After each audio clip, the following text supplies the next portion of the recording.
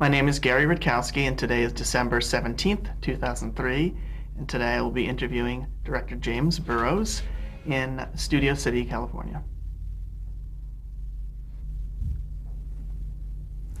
Okay, we're going to begin with some background questions, and the first question is, what was your full name at birth? James Edward Burrows. And do you have any nicknames? Beads. Okay, where did that come from? Danny DeVito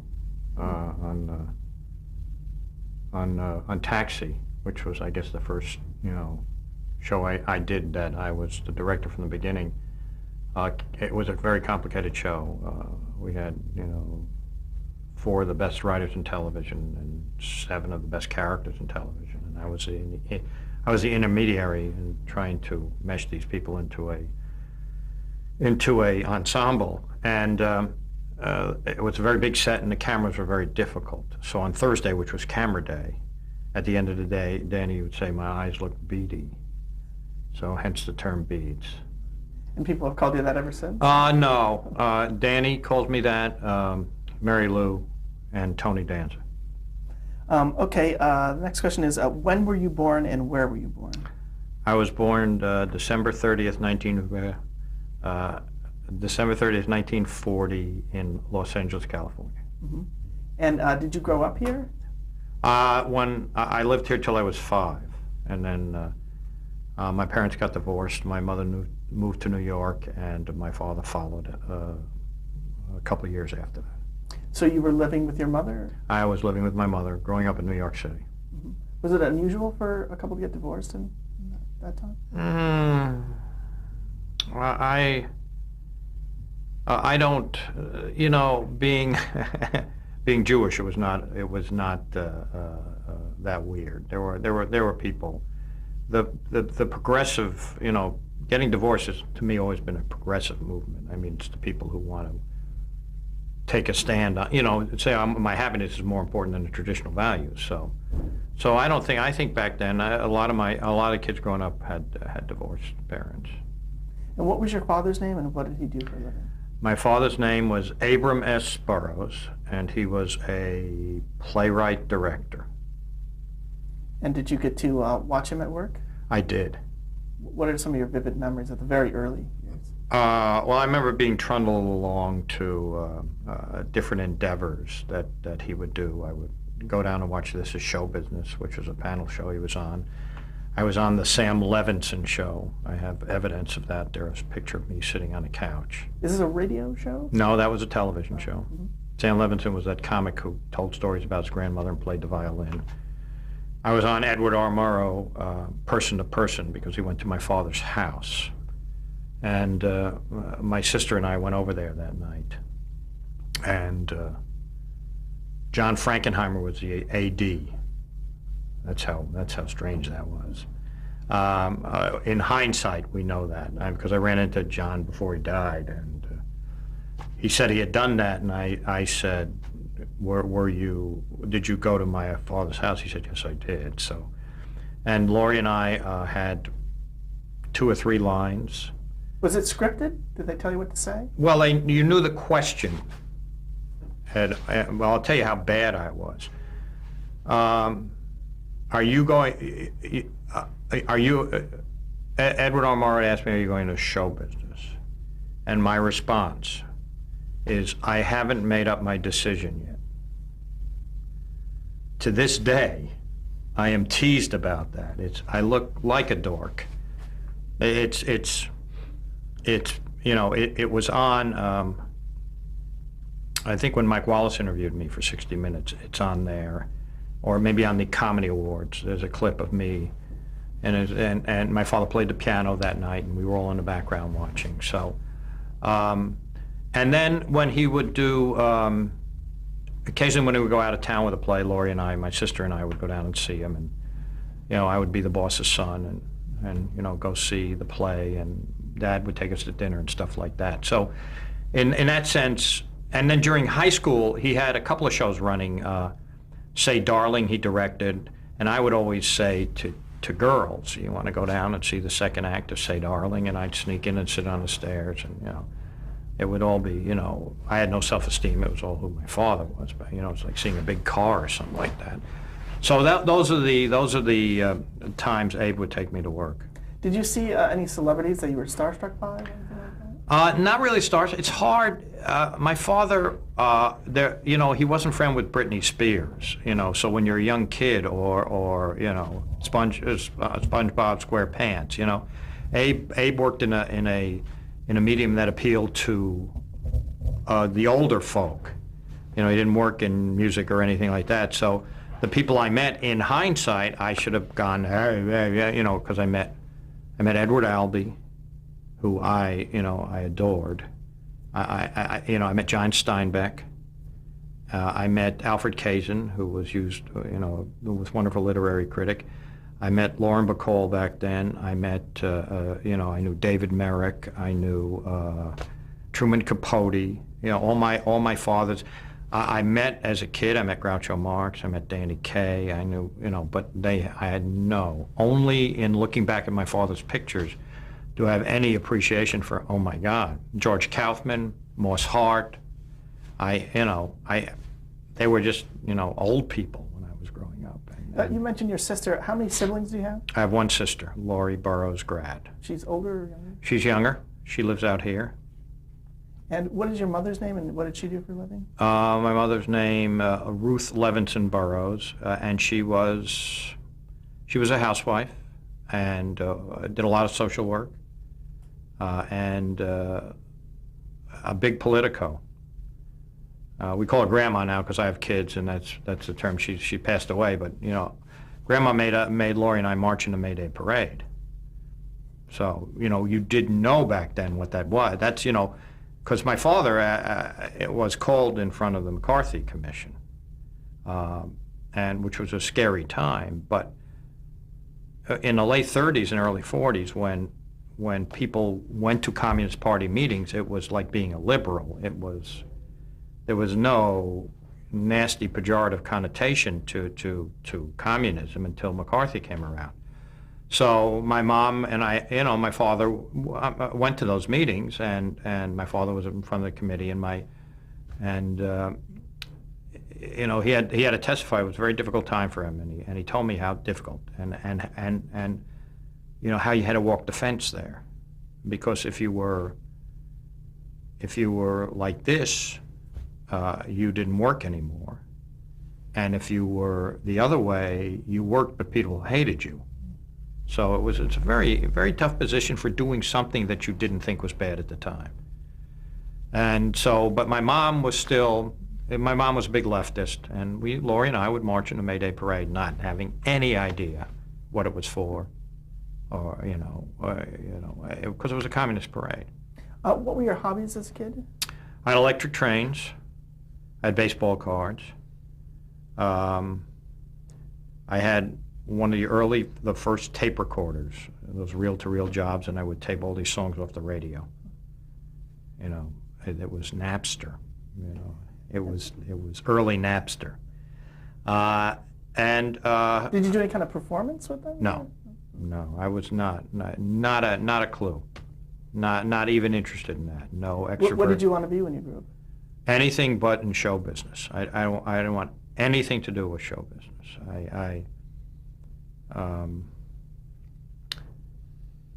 And probably in the back of my mind, my father was such a huge icon in New York City that I was saying, I can't go into that business because I'll never be able to outdo my father.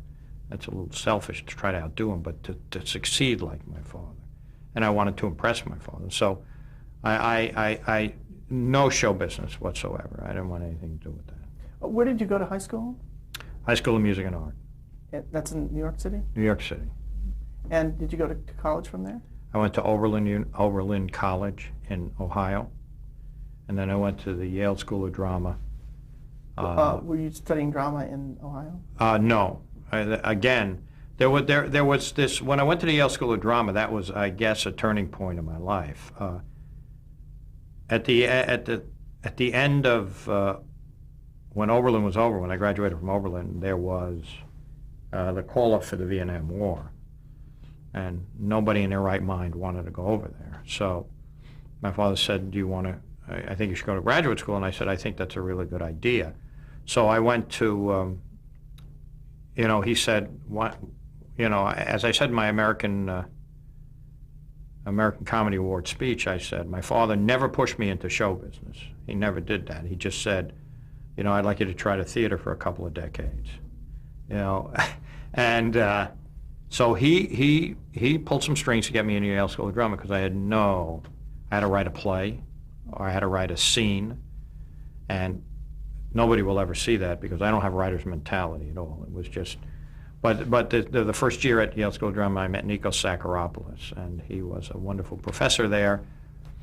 And you had, as a playwright, to take acting and directing. So I took this directing course, and I said, wow, I can do what a director does. I had no idea what my father did.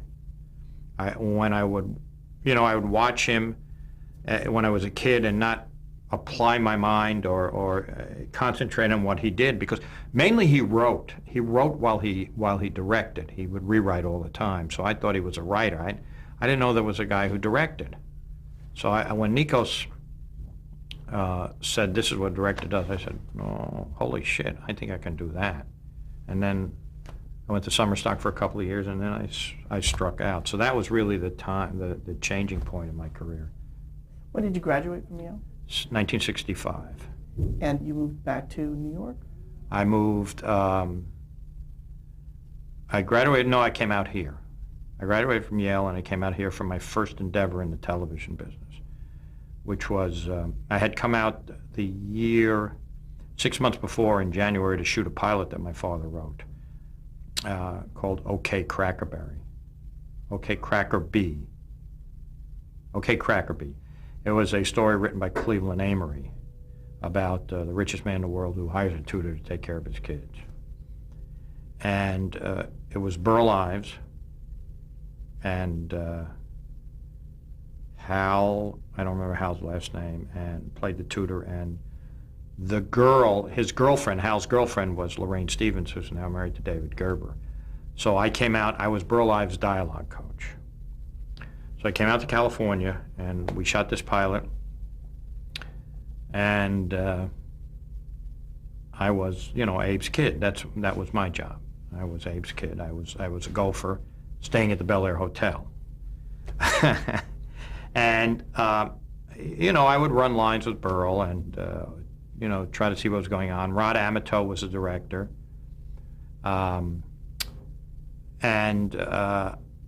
It was not in front of a live audience, but I think they used 2 or 3 cameras, as I remember it. And next door, they were filming Get Smart, the pilot of Get Smart. And my father knew Mel Brooks, so I got to meet Mel Brooks, which was a thrill, because in 1961 in college, my father sent me to 2,000-Year-Old Man, and I couldn't get my friends out of my room. They were listening. We listened to that record so much.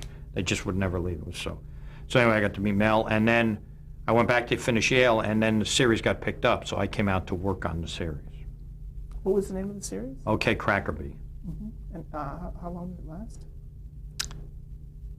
9-10 weeks. And again, you were the dialogue coach? I was a dialogue coach. We came out and we started to work at, I can't remember the studio. It's either the Formosa studio, right there in Formosa, the old Warner's Formosa, or it was, I think that's where it was. I think that's where we did it.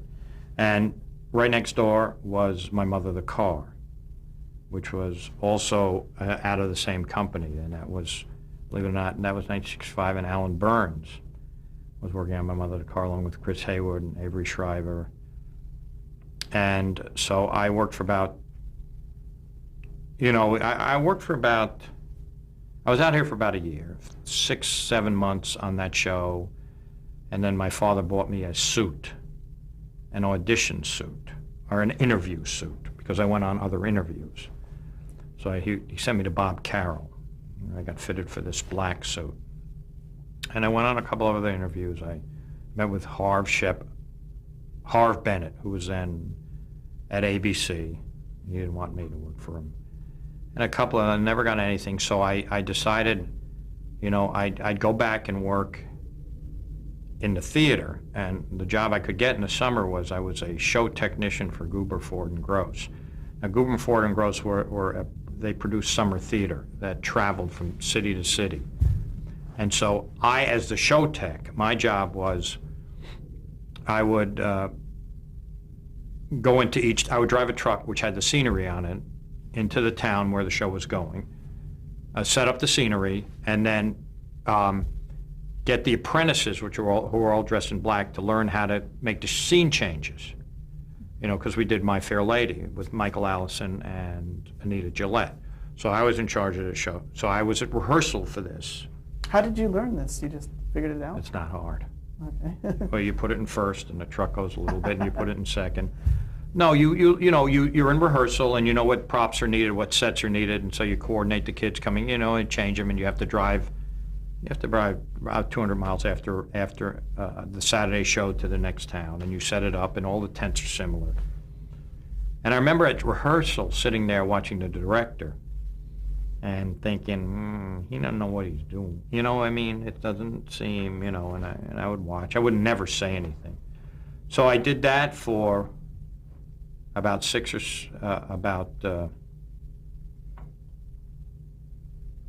I think I did that, and then I went to work for my father on Breakfast at Tiffany's, which was, I'm not sure, I'm losing I can't remember what I did first, but Breakfast at Tiffany's, after Goober, Ford, and Gross, I went to Breakfast at Tiffany's, which was a show that starred Mary Tyler Moore and Dick Chamberlain. And it was called Holly Golightly, but it was an adaptation, and my father had written the book, and it was not Abe's best work at all. They went in a rehearsal with only one act, and it was like ill-fated from the beginning. My father was having, drinking problems then, and it was. I don't know how I existed in that milieu with Abe getting, not doing his best work and seeing, and it had a big advance. It had a major advance because it had Dr. Kildare and Laura Petrie in it. So, who would not go see that? I remember them getting mobbed at the stage door because we went out of town and the show was okay. It was okay. And then David Merrick felt that he wanted something better. So he fired my father and brought in that musical comedy genius, Edward Albee. And then he fired the director, which was also my father, and brought in Joseph Anthony. And Abe said, "What do you want to do?" to me, and I said, "I want to stay." So I stayed. We came in from out of town. We started rehearsing in New York City, and there were major changes made. It was made much more dramatic and much more dark than Abe's version. Bob Merrill wrote some new tunes, and so we opened to previews in New York. And after the first preview, we became the hottest ticket in town because it was such a disaster. It was just awful. It was, things were done that didn't work, and Mary and Richard Chamberlain were having the worst time, and Mary was in tears. And I literally was in charge of, from the beginning, I was in charge of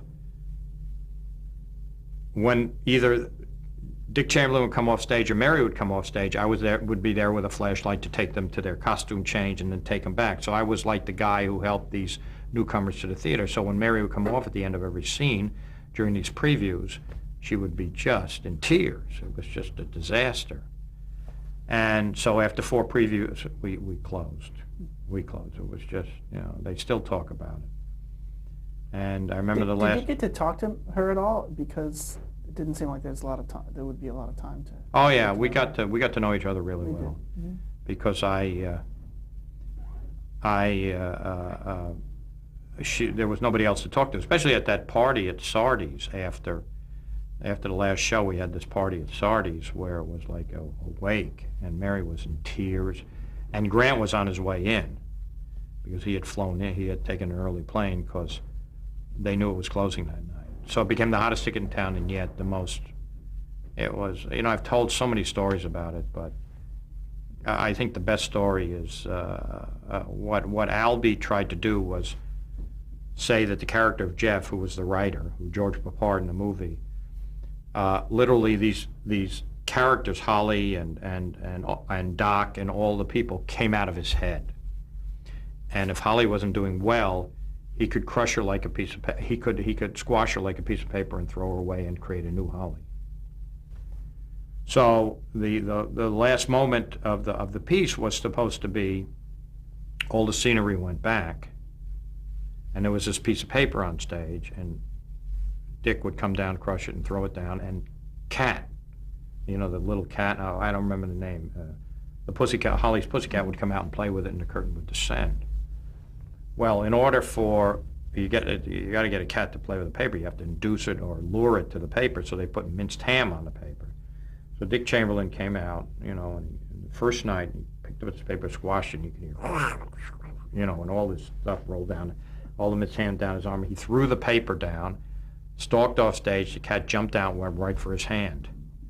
So, it was a disaster. Anyway, so we commiserated, Mary and I commiserated after Grant came in and rescued her. And I was not working for a while after that. And then I don't know what the question was, but not as a result of it, though. Well, I had to go out and find a job. Mm-hmm. But it wasn't like a mark against you. Oh no, it was not my fault. Mm-hmm. And then I think I got a job working for my father again as a stage manager on the road company of Cactus Flower. And you did theater for a few years? I did theater from about 65 to 74. Okay. And when did you get back into television? Well, I did a lot of these stage managing jobs, and as a stage manager, you direct the understudies. So if you get to rehearse understudies. So I got practice directing there, and then a couple of these shows had we had Zsa Zsa Gabor in 40 Carats. She replaced Julie Harris. So I got, when the show would close and Zsa Zsa would go to summer stock to do or dinner theater to do 40 Carats, they would call me because I knew how to control her and I knew how the show worked. So I got a lot of. And then I got hired by a lot of dinner theaters because I could help. I was really fast, and I could help, make the show funnier and stuff like that. And then, when you worked with your father during this period, what did you learn from him? Now that you knew what a director did. Well, I would watch him, but as a stage manager, you have so many other duties that you have to, you have to be aware of. You have to be aware of the clock. You have to be aware of move-outs, move-ins, stuff like that. And I'd still be amazed at what Abe did, but I still didn't see the strings yet. And to be a good director, you have to see the strings. And I didn't know, what he was quite doing, because he used to charm them with language, and he would write them a new joke rather than necessarily create a funny piece of business, which is what I do very well. And I don't really write good, I'm not really good with that. So, I a lot of it sunk in by osmosis, because while I was doing other things, I heard, and stuff like that happened. But it was much better when I did it for myself. When I directed summer stock, I learned a lot more. Mm-hmm. I learned about funny ways and funny attitudes and funny positions help a joke and stuff like that. And you just learn that from not only my father, but working with actors, and actors sometimes have good ideas, sometimes have bad ideas, and maybe you can take a bad idea and make it a good idea and stuff like that. So. Were you mostly doing comedy? Oh, always. Mm-hmm. In fact, I ran a theater in San Diego for 2 years. I went out there to direct Zsa Zsa in 40 Carats, and she got sick, so we used Marjorie Lord, and then the guy was so impressed with me that I stayed on for 2 years doing the star-driven theater. I did Don Knotts in Last of the Red Hot Lovers, Joanne Worley in Goodbye Charlie, Carl Betts in Virginia Woolf, so James Drury in Mr. Roberts, with a lot of shows. And so I just kept doing that. And then one moment I was in Windsor, Connecticut, directing Joan Fontaine in 40 Carats. And it was Saturday, and I went to my hotel room early, and I click on the dial, and I see there's a Mary Tyler Moore show. And I say, wait a minute, they're doing what we're doing. They're doing a live audience there. They're doing 20 minutes in a week. I'm doing 2 hours in a week. I'll bet you I can do that. And, it never had hit me before that Lucy, the synapse just never happened in the head. So I wrote a letter to Mary Tyler Moore, which I have to this day, which has a correction in it. I literally wrote in pencil a correction in it. It was before computers. I sent it off, and Grant Tinker called me about. Oh, they gave it back to you, so now you own it? No, I made Oh. I carboned it. Oh, I see. Okay. Yeah, and Grant Tinker called me and said, "We're at MTM. We're very interested in theatrical directors." So, and that's the beginning. And you went into interview for MTM? No, they hired me. I had a relationship with them. I think Mary was impressed with me on Breakfast at Tiffany's. And then Mary knew about the theater I ran in San Diego. And, they saw my resume and stuff like that, and they were, I think my father had some influence in that. I'm not sure that they called but they knew my father, and they said maybe the apple doesn't fall that far from the tree. I think there were all these things. But they took a chance, and the chance was they only gave me one show. That was it. I only got one show.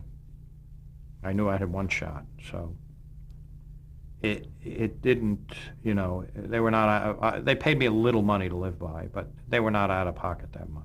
So this was your first experience in television since you did that one Burrows show. And when you came in, what was your title, and what did you do your first week? I sat on my ass, because you have to, in a particular world which I work in now, you can have all the theatrical credits you want and know how to work with actors, but the technical stuff is very hard. But you can learn the technical stuff. You can't learn how to talk to actors or what makes something funny. That you have to know. But the technical stuff of how to move the cameras, because there are 3 or 4 cameras rolling simultaneously, and you have to cover the shots and what you need. So I sat in the stands of stage 17. Watching the Bob Newhart show, way in the back row, and what's so weird right now is that Will and Grace is shot on stage 17, so I'm exactly in this place where I started. So I sat in the back row, just watching. It was a show Alan Rafkin directed, and I watched him, and then every week I would move down a row just to be closer. But I was there. I was a paid observer, so people know who I was. And then the last week I went down on stage because I knew the director. The director was a guy named Bob Moore, who unfortunately passed away, but he had worked for my father as an actor.